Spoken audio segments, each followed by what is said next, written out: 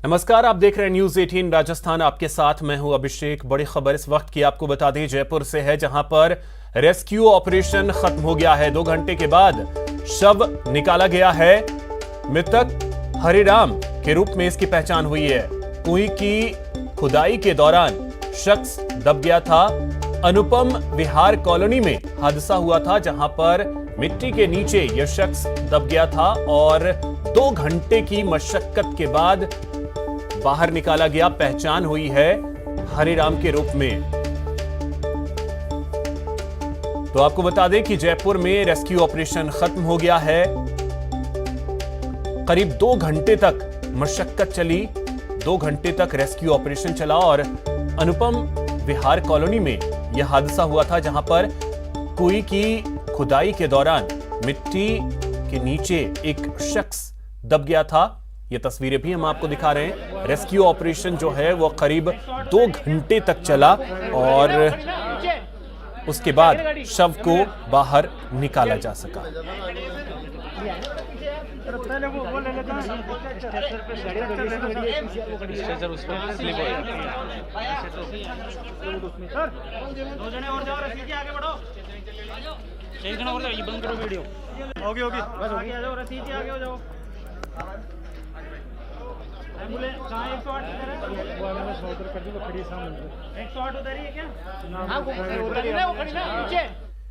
और इसी बीच एक बड़ी खबर आपको बता दें, टोंक में कुएं में विवाहिता गिरी है। कुएं में गिरने से विवाहिता की मौत हो गई है। 3 घंटे बाद कुएं से शव को बाहर निकाला जा सका है। पुलिस ने परिजनों से पूछताछ की है। पीहर पक्ष को घटना की सूचना दी गई है। तो आपको बता दें कि कई जनप्रतिनिधि और अधिकारी जो हैं वो अस्पताल पहुंचे हैं। ये बड़ी खबर, कुएं में एक विवाहिता गिर गई जिसकी वजह से उसकी मौत हो गई और टोंक में ये मामला सामने आया, जहां पर 3 घंटे के बाद कुएं से शव को बाहर निकाला जा सका।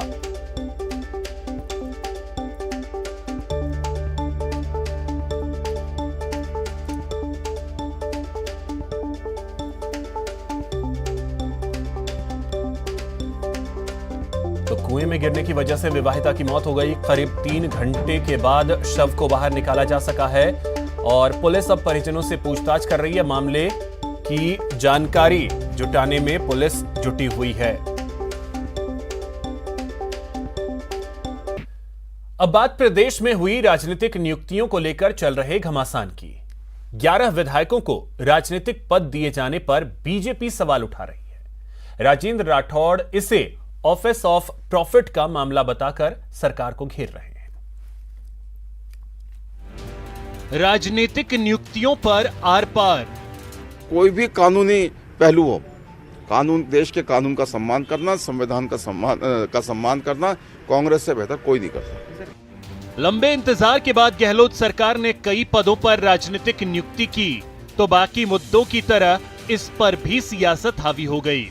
ऑफिस ऑफ प्रॉफिट का आरोप लगाकर बीजेपी सरकार को घेर रही है, तो कांग्रेस इसे बीजेपी का अनावश्यक शिगुफा बता रही है। तो अनावश्यक रूप से लगातार बोलते रहते हैं। ये बात मैं आपको ऐसे नहीं कह रहा, मैं तो राजेंद्र जी को खुद मिलकर ये बात कही कि आप बहुत चिल्ला चिल्ला के बातें कहते हो, क्योंकि आपको चिल्लाना पड़ रहा है। आपकी कोई साख नहीं, ना तो आपकी पार्टी में साख है। जनता आपको जिताती है, आप जनता की आशाओं पर भी खरा नहीं उतर रहे हो। कुल मिलाकर ये कह सकता हूँ, राजेंद्र राठौड़ जी या कोई भी नेता हूँ तो लॉजिकल बातें कहनी चाहिए, तथ्यात्मक बातें कहनी चाहिए। दरअसल उपनेता प्रतिपक्ष राजेंद्र राठौड़ ने राज्यपाल को पत्र लिखकर इस मामले पर संज्ञान लेने की अपील की है। तो सीएम के राजनीतिक सलाहकार संयम लोढ़ा और राठौड़ के बीच इस मसले पर ट्विटर पर घमासान शुरू हो चुका है।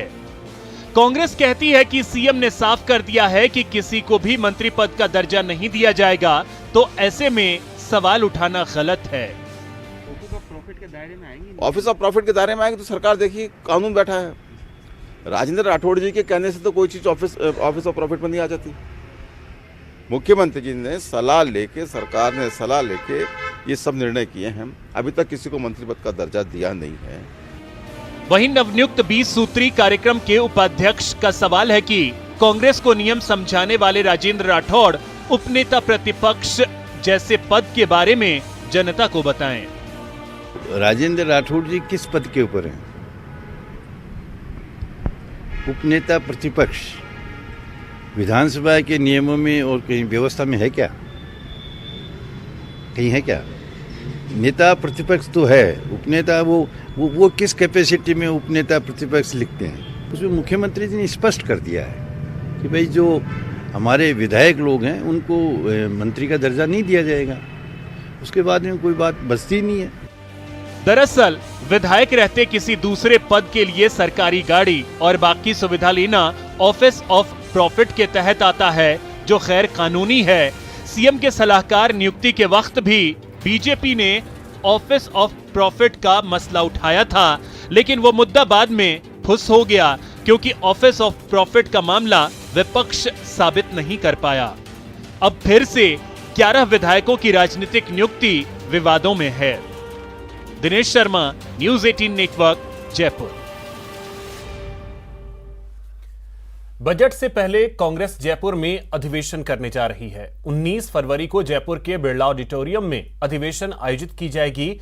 अधिवेशन को सीएम गहलोत, प्रदेश प्रभारी अजय माकन और पीसीसी चीफ गोविंद सिंह डोटासरा संबोधित करेंगे। अधिवेशन में आगामी बजट को लेकर तो चर्चा होगी ही, इसके साथ ही मिशन 2023 और डिजिटल सदस्यता अभियान जैसे मसलों पर भी विस्तार से चर्चा की जाएगी। अधिवेशन में सभी मंत्री और विधायकों के साथ ही पीसीसी अधिकारी, जिलाध्यक्ष, अग्रिम संगठनों के अध्यक्ष, एआईसीसी पदाधिकारी और पीसीसी पदाधिकारी शामिल होंगे।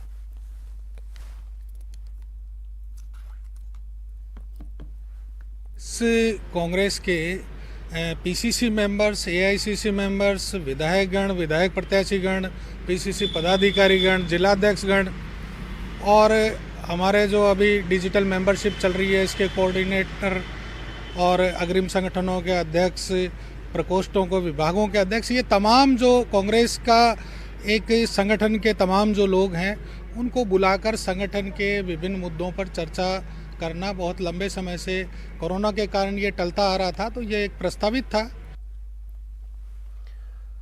और अब बात कोटा की, जहां गुरु शिष्य की परंपरा को कलंकित करने वाला मामला सामने आया है। कोटा में ट्यूशन पढ़ने गई 15 साल की नाबालिग छात्रा की ट्यूशन टीचर ने ही हत्या कर दी और कमरे में बंद कर ताला लगाकर फरार हो गया। घटना का पता लगते ही आस पड़ोस और मोहल्ले के लोग सन्न रह गए। सूचना पर पुलिस, एफएसएल की टीम मौके पर पहुंची और घटनास्थल का मौका मुआयना कर साक्ष्य एकत्रित किए। छात्रा के हाथ पैर रस्सी से बंधे हुए थे और शरीर पर जगह जगह चोट के निशान भी थे। दुष्कर्म के प्रयास के बाद छात्रा की हत्या करने की बात सामने आ रही है। हालांकि पुलिस ने दुष्कर्म के प्रयास की पुष्टि नहीं की है। फिलहाल पोस्टमार्टम रिपोर्ट का इंतजार किया जा रहा है। वहीं पुलिस इस मामले में ज्यादा कुछ कहने से बच रही है। दरअसल ट्यूशन टीचर ने लड़की को एक्स्ट्रा क्लास के बहाने बुलाया था। फिलहाल ट्यूशन टीचर के बारे में कोई सुराग नहीं लग पाया है।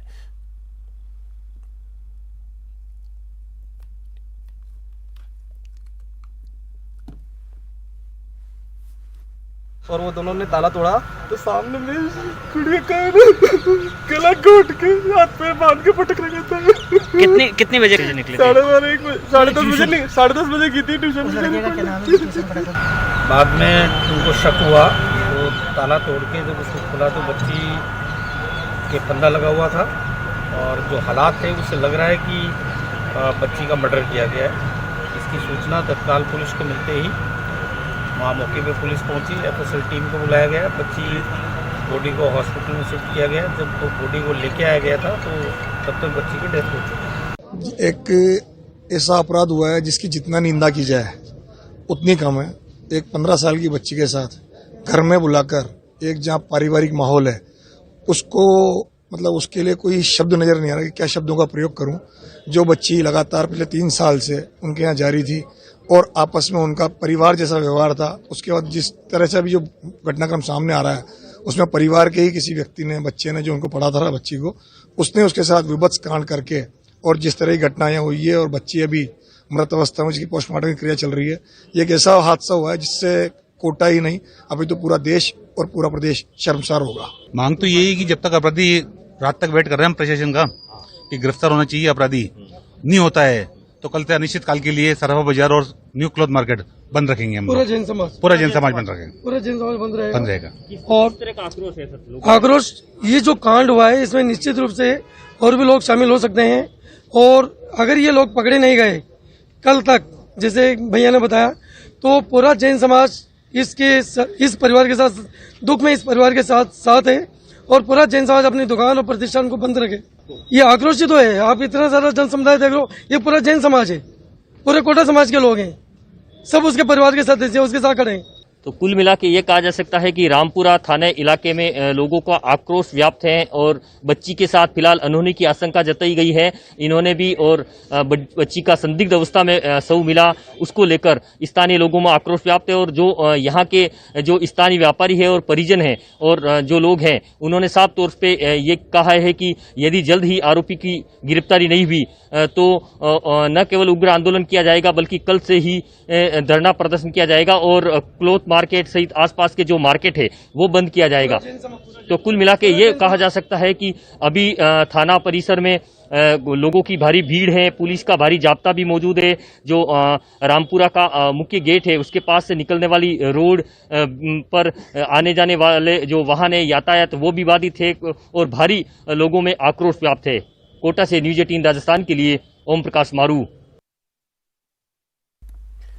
अलवर जिले के भिवाड़ी में देर शाम सेक्टर 5 में भिवाड़ी एसपी कार्यालय के सामने एक नाला भरभराकर गिर गया, जिसमें पुलिस के 2 जवान सहित अन्य 3 लोग गिरकर जख्मी हो गए। घटना के समय जिला एसपी शांतनु कुमार के ड्राइवर भी वहीं अपने पुलिस साथी के साथ बात कर रहे थे।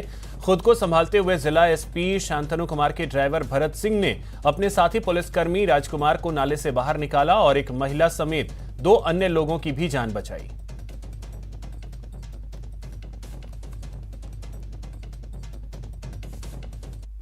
चाय पीने के लिए गए थे, हमने सामने चाय की दुकान है, वहाँ पे कुछ लोग खड़े थे नाले के ऊपर, मैं भी खड़ा था पास में। मेरे सामने नाला एकदम से टूट गया, 2 लेडीज है और 3-4 आदमी, एक मेरे साथी था वो भी गिर गया उसमें। पुलिसकर्मी भी गिर गया? एक पुलिसकर्मी। तो चोटें आई क्या उनको? उसको चोटें आई, अभी ले गए उसको हॉस्पिटल ले गए? दिखाने के लिए ले गए। यहां रुकेंगे एक छोटे से ब्रेक के लिए।